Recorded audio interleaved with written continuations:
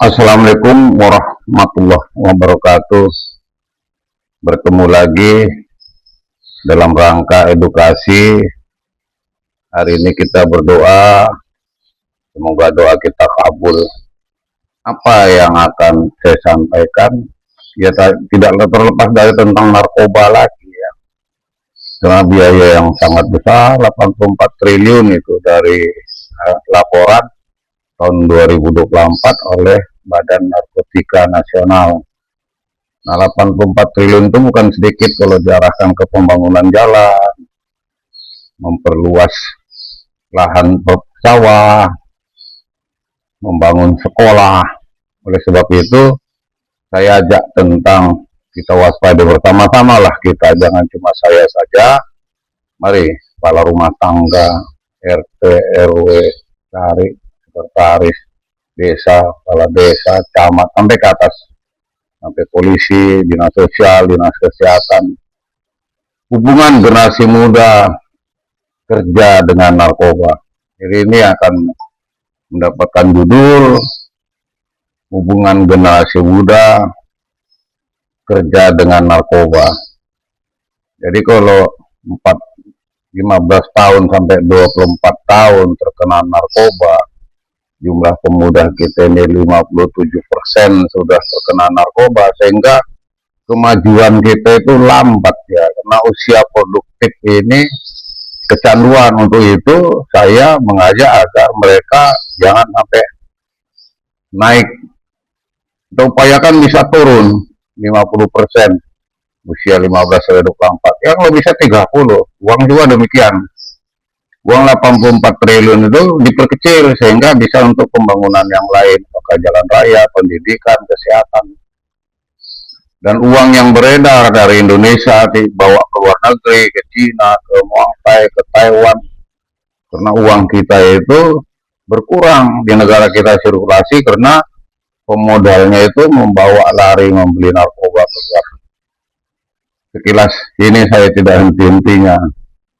Intinya bagaimana supaya kita terlepas dari uang bersirkulasi, terlepas biaya besar yang dibutuhkan, karena biaya besar itu dari rakyat, dari PBB, dari Menteri Keuangan, misalkan ke APBN, melalui wakil-wakil, melalui menteri-menteri presiden mengambil uang itu.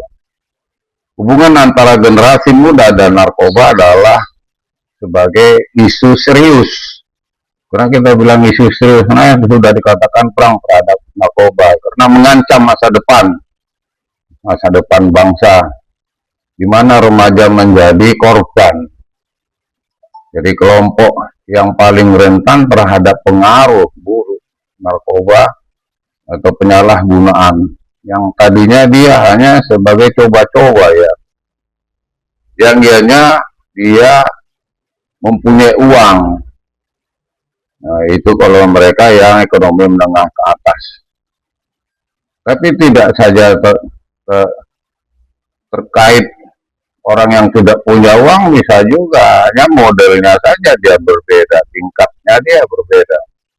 Saya pernah lihat itu, Paramek itu sekali dimakan sama dia 8.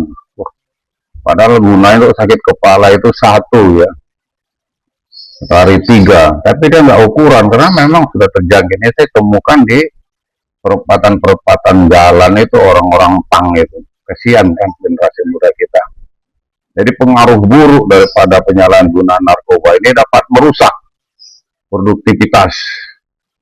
Sehingga apa yang akan lebih baik? Ya kita jagalah.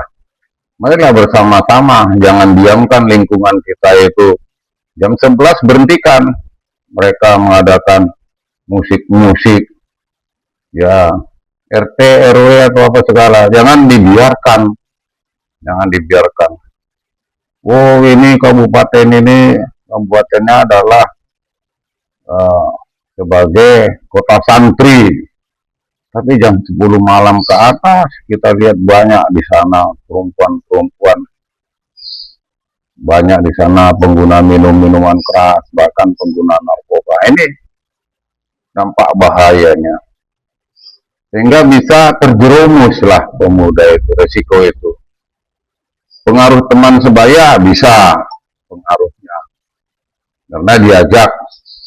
Jadi pengaruh teman sebaya bisa juga. Udah itu lingkungan juga bisa. Saya tidak henti-hentinya.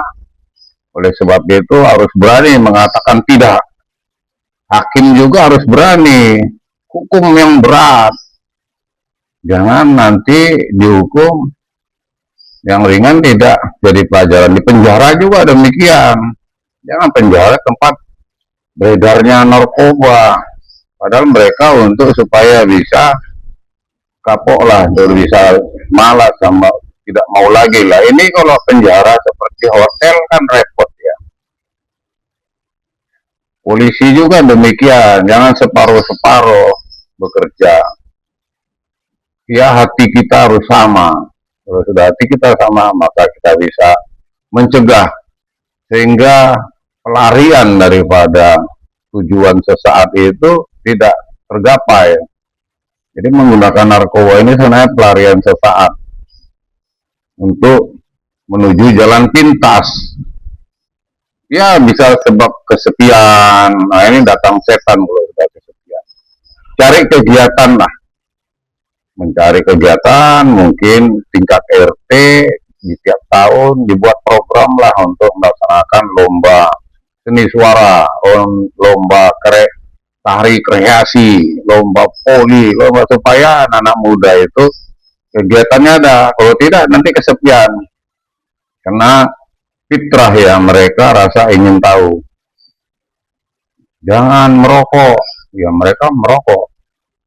Jangan ke sana, di sana ada perempuan banyak berseliweran, dia kepingin melihat. Main dia rokok nih rasa ingin tahu. Yang kita harus jaga juga kondisi sosial ya, kondisi sosial narkoba ini kondisi sosial sangat menentukan juga. Jadi kalau kurangnya interaksi manusianya ya terciptalah sehingga bagaimana sebenarnya kelayakannya supaya tempat kita itu tidak terjangkit, yaitu tadi hubungan sosial dilihat di lingkungan kita yang produktif bagaimana sehingga tidak terjangkit untuk terkena narkoba. Jadi sosial ini sangat perlu, lingkungan sosial itu sangat perlu.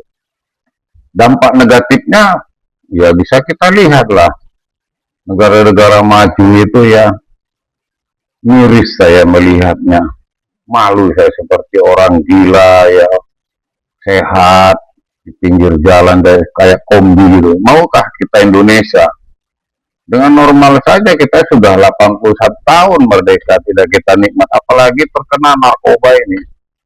Karena ada tujuan daripada si penjual narkoba itu supaya rusak kita.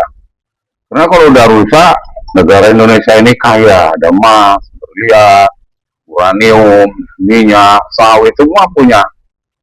Nah jangan sampai generasi muda kita, padahal dalam survei 57% sudah sangat bahaya, maka disebutkan perang terhadap narkoba. Besok itu perlu kita perhatikan.